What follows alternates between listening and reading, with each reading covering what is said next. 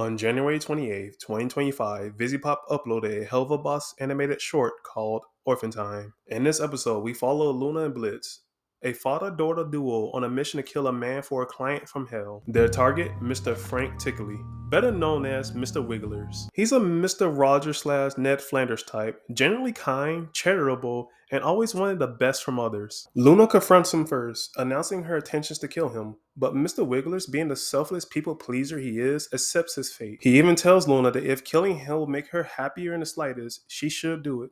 His only request, that he gets to say goodbye to the orphans he's been caring for. What follows in short is a heartwarming montage of Mr. Wigglers giving life advice to each child in his orphanage. Eventually, he's ready to die, sitting on a bench watching the sunset. He shares a moment with Luna, telling her he wants to see the real her, even if the world rejects her true self. Luna shows him her hellish true form, and in that vulnerable moment, Mr. Wigglers looks at her with kind, unjudgmental eyes as he accepts her. And then what happened next? The goddamn switch up happens. Mr. Wigglers suddenly screams hysterically. Luna, startled, accidentally shoots him. Blitz finished the job with glee. The sincerity of what could have been the healing moment for one of Helvaboss's most troubled characters is killed for the sake of a cheap, ironic gag. Vivian Morano, the show's creator, she gets a lot of criticism for her writing style, like her excessive use of vulgar language, like dropping F-bombs like it's going out of style. Choke on that red of yours. Your and lick all of your before taking out your and with more teeth until you're screaming like a fucking baby. Or like how her villains often feel pathetic and incompetent.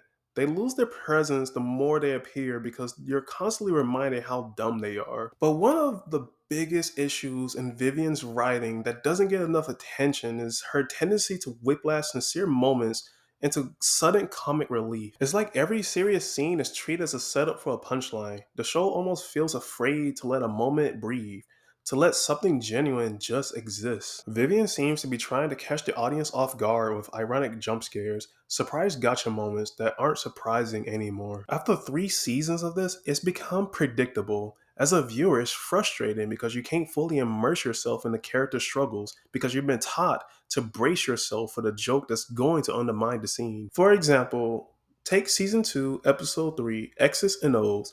Moxie, one of the protagonists, visits his mafia father, Crimson, who pressured him into an arranged marriage with a rich ex. In a private conversation, Crimson berates Moxie for walking out of the family business. He slaps him to the ground, declaring that Moxie will do as he told. This scene is intense. No background music, just Crimson's cold, commanding voice and Moxie's timid response.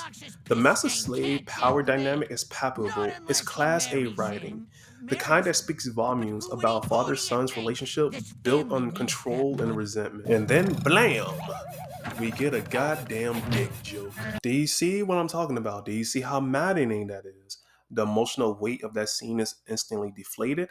The audience isn't given time to digest or reflect, and we're shoved into a gag and we're expected to laugh. To be fair, this isn't entirely Vivian's fault. She's following a trend that's dominated popular media for the past decade, the constant undercutting of sincerity with humor. This style became mainstream with The Avengers in 2012. The movie perfected the formula of quirky, self-aware characters who treat every situation with a joke. Dramatic or emotional scenes are constantly diffused with ironic one-liners or comedic reversals. One of the most iconic examples is the Hulk vs. Loki fight.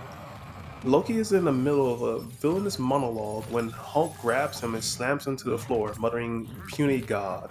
The audience laughed. It was unexpected, subversive, and hilarious. But that moment also set a precedent. Sincerity became something to mock, to undercut, and not to explore. Genuine emotions wasn't something to sit with. It became something to interrupt. This is where sincerity started to die in mainstream media. Now, I'm not saying irony is bad. Not every piece of media needs to be an emotional masterpiece where jokes aren't allowed. Some of the best shows and movies don't take themselves seriously, and it works. But the problem arises when everything defaults to ironic writing. When every serious moment is treated like a setup for a punchline, sincerity becomes rare. And when sincerity becomes rare, genuine emotional connection with characters and stories starts to vanish. But thankfully, not all modern media falls into this trap. Take The Amazing Digital Circus, for example. While it has its fair share of chaotic humor and surreal visuals, It does something that Helga Boss and many other shows hesitate to do. It allows sincerity to breathe.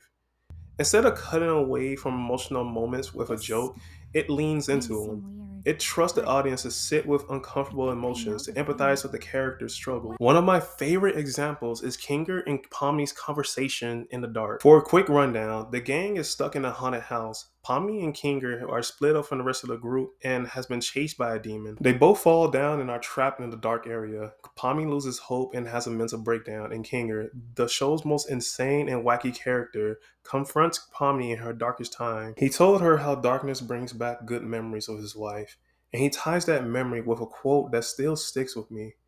The worst thing you can ever do is to make someone feel like they are unwanted and not loved.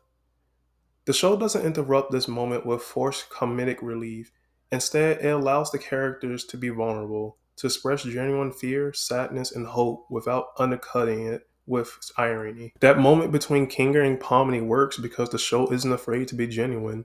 It doesn't flinch away from emotional honesty. Instead of treating vulnerability as a joke waiting to happen, it treats it as an opportunity for connection between characters and between the story and the audience. At the end of the day, sincerity isn't outdated, it's just underused.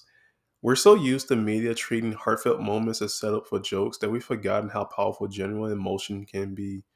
But when shows like The Amazing Digital Circus dares to let its characters be vulnerable, it reminds us of why we fall in love with stories in the first place. It's not the irony that sticks with us, it's the moments where characters' joy, pain, and hope feels real. Sincerity is what turns entertainment into something meaningful. The more we reward creators who embrace it, the more we'll see stories that aren't afraid to be honest.